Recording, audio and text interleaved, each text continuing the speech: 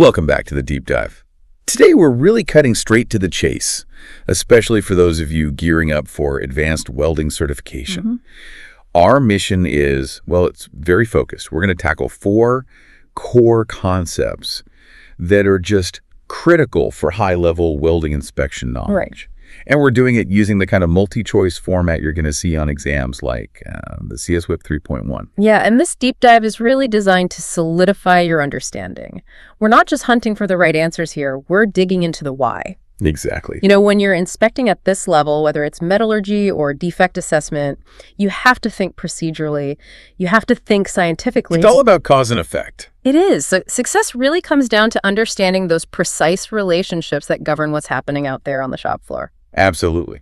This is a way to, stress test your knowledge. We've got 4 questions, and each one forces you to link that theory to a real application. Yeah. So let's just jump right in, starting with a fundamental challenge on process control in metallurgy. It's about that delicate balance of heat in welding.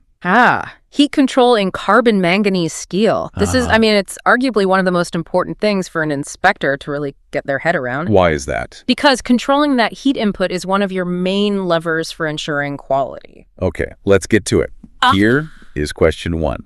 Which of the following mechanical properties of a weld in carbon manganese steel is most affected if the heat input per unit length of weld is excessively high? Yeah. And your options are A, elongation, B, tensile strength, C, hardness, or D, toughness. Okay, so the key word to really lock onto here is excessively. Excessively high. Right. When that heat input becomes excessive, you're putting way too much heat in, or maybe you're traveling too slowly, you trigger a very specific metallurgical problem. Which is what? What's happening inside the steel? You get slower cooling rates. In the heat affected zone, the HAZ, and even in the weld metal, everything just stays hot for much, much longer than you want it to.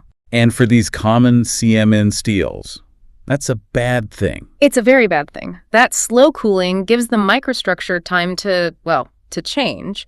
It moves away from that fine, strong crystal structure you're aiming for. So instead of getting those tough, fine grains. Exactly. You get coarsening. The grains get bigger. You can get these undesirable phases forming, and they're just not good at absorbing energy. So how does that map to our options? Well, this change can slightly reduce tensile strength and hardness, sure, but the property that is most drastically, catastrophically compromised by these coarse microstructures is its ability to take a hit. Which brings us to the answer. Yes.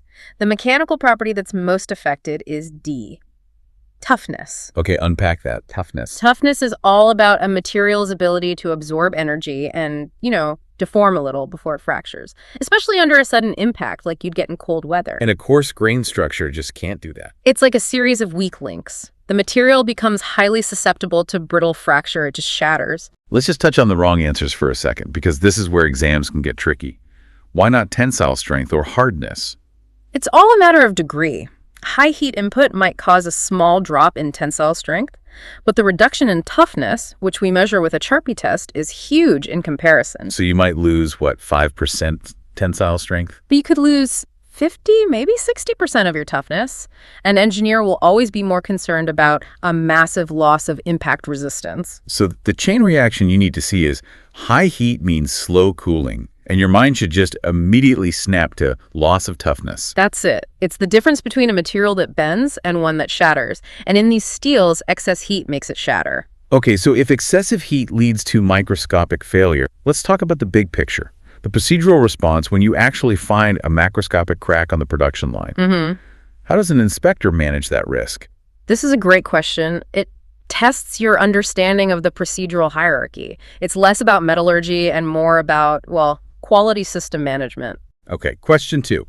You observe centerline cracking in a weld that has been made at one of 5 workstations, each making similar components. The first action to take is Tom. And the options are A, impound all welding consumables, B, report the occurrence to high authority, C, stop all welding, or D, call for full non-destructive testing checks. Right. So centerline cracking is a serious defect. It points to some fundamental problems, maybe with solidification or high restraint. So an inspector's gut reaction might just be to slam on the brakes. That was my first thought. If you find a bad crack, wouldn't stopping all welding, option C, be the only safe thing to do immediately?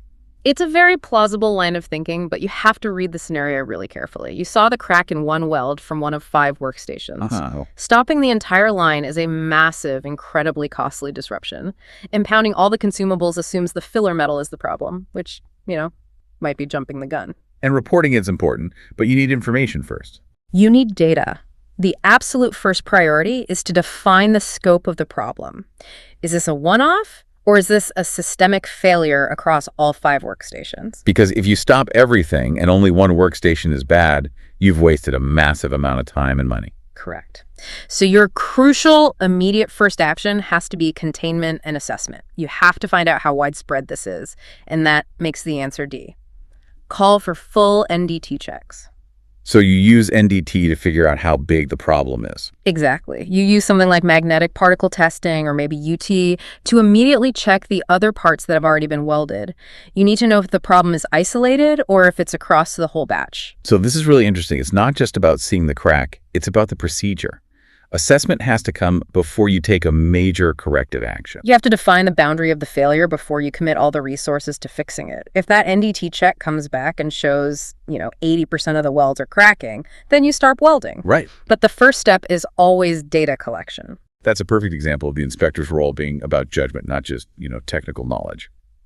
Okay, let's pivot now to the fundamental physics of the processes themselves. Okay. We're moving from procedure to the source of the energy, how welding methods actually generate heat. Yeah, another core concept.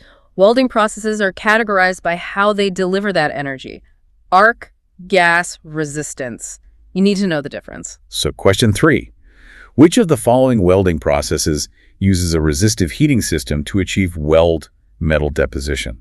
The options are A, manual metal arc welding, that's MMAWB, submerged arc welding, C, electroslag welding, ESW, and D, resistant spot welding. Okay, we can get rid of the first 2 straight away. MMAW and CLW. Yep, they both use an electrical arc. The energy comes from that plasma jumping the gap. That's arc energy, not resistive heating. Which leaves us with the 2 options that actually have the word resistance in them.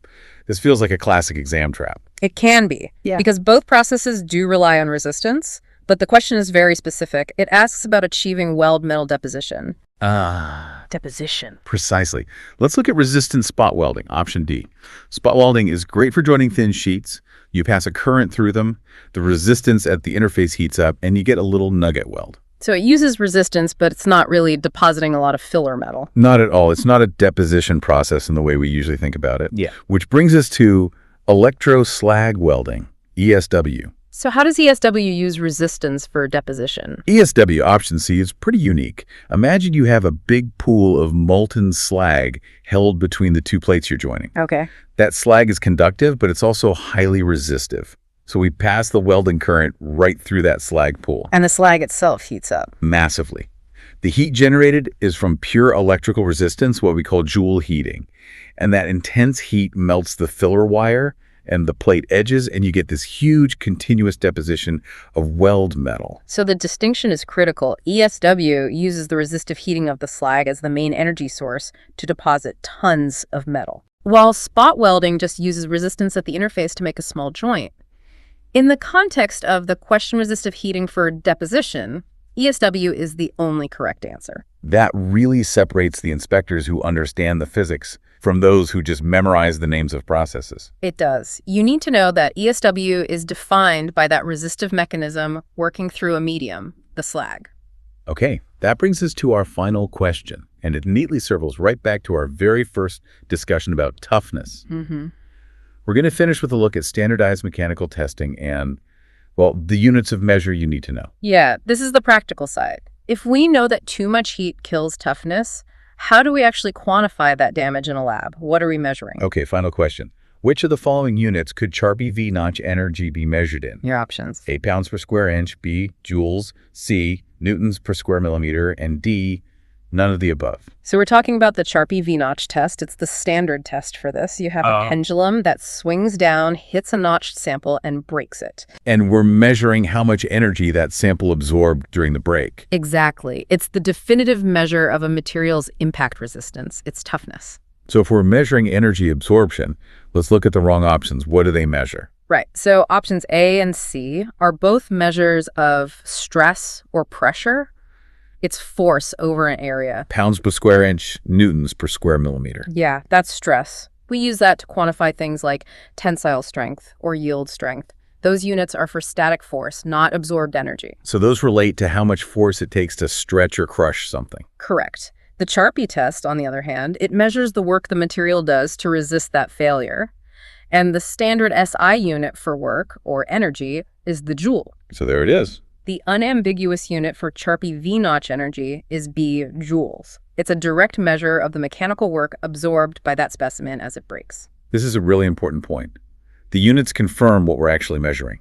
We started by saying high heat destroys toughness, the ability to absorb energy. And we finished by identifying that the energy absorbed is measured in joules. The whole system is connected.